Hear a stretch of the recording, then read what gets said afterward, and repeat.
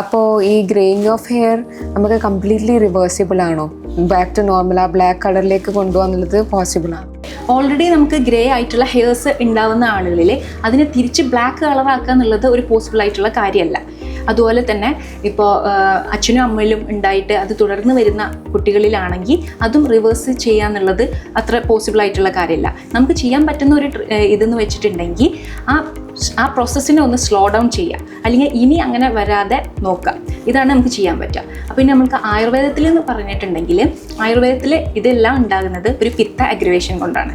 നമ്മളെ പിത്ത കോൺസ്റ്റുവൻറ്റ് കൂടുമ്പോഴാണ് ഈ ഗ്രേയിങ് ഓഫ് ഹെയർസ് ഉണ്ടാകുന്നത്. അപ്പോൾ മാക്സിമം നമ്മൾ ചെയ്യുന്നത് വെച്ചിട്ടുണ്ടെങ്കിൽ തല തണുപ്പിക്കുന്ന അങ്ങനത്തെ ഔഷധങ്ങളൊക്കെ വെച്ചിട്ടുള്ള എക്സ്റ്റേണലി ആൻഡ് ഇൻറ്റേർണൽ ആയിട്ടുള്ള ട്രീറ്റ്മെൻറ്റ്സ് കൊടുക്കുമ്പോഴാണ് ഇത് നമുക്ക് റെഡ്യൂസ് ചെയ്യാൻ പറ്റുന്നത്. അപ്പോൾ ഈ കണ്ടീഷൻ നമുക്ക് ആയുർവേദത്തിൽ എങ്ങനെയൊക്കെ ഇതൊക്കെ മാനേജ് ചെയ്യാൻ പറ്റും? വെറൈറ്റീസ് ഓഫ് ട്രീറ്റ്മെൻറ്റ് നമുക്ക് ആയുർവേദത്തിൽ അവൈലബിൾ ആണ്, externally both internally and externally.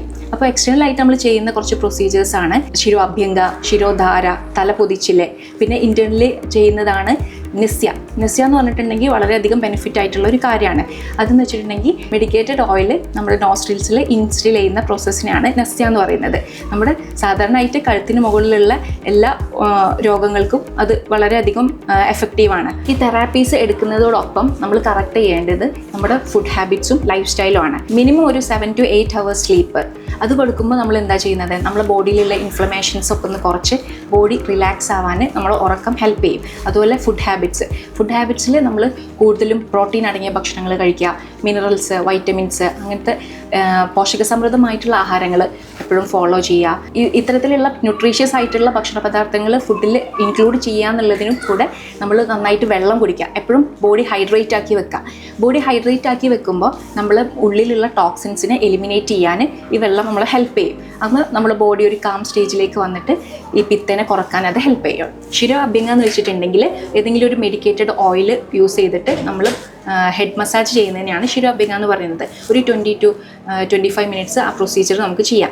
ശിരോഅഭ്യംഗക്ക് വേണ്ടിയിട്ട് കുറേ അധികം ഓയിൽസ് നമുക്ക് അവൈലബിൾ ആണ്. കൂന്തളകാന്തി തൈലം, നീലഭൃംഗാതി തൈലം, ത്രിഫലാതി തൈലം തുടങ്ങിയിട്ടുള്ള കുറേ അധികം ഓയിൽസ് അവൈലബിൾ ആണ്. ഇത് തേച്ചിട്ട് ഒരു 20 to 25 minutes നമ്മൾ സർക്കുലേഷൻ കൂട്ടാൻ വേണ്ടിയിട്ട് മസാജ് ചെയ്യുക. ഓയിൽ ആപ്ലിക്കേഷൻ കഴിഞ്ഞതിന് ശേഷം ഹെഡ് മസാജ് ചെയ്യുമ്പോൾ ആ ഭാഗത്തേക്കുള്ള സർക്കുലേഷൻ കൂടുകയും പിന്നെ അത് നമ്മളെ ഹെയർ ഗ്രോത്തിനെ പ്രൊമോട്ട് ചെയ്യുകയും ചെയ്യും. നമ്മൾ തല തണുപ്പിക്കുന്ന തരത്തിലുള്ള ഓയിൽസ് യൂസ് ചെയ്ത് ഈ മസാജ് ചെയ്യുമ്പോൾ അവിടേക്കുള്ള സർക്കുലേഷൻ കൂടുകയും നമ്മുടെ ഹെയർ ഗ്രോത്തിനെ അത് പ്രൊമോട്ട് ചെയ്യുകയും ചെയ്യും.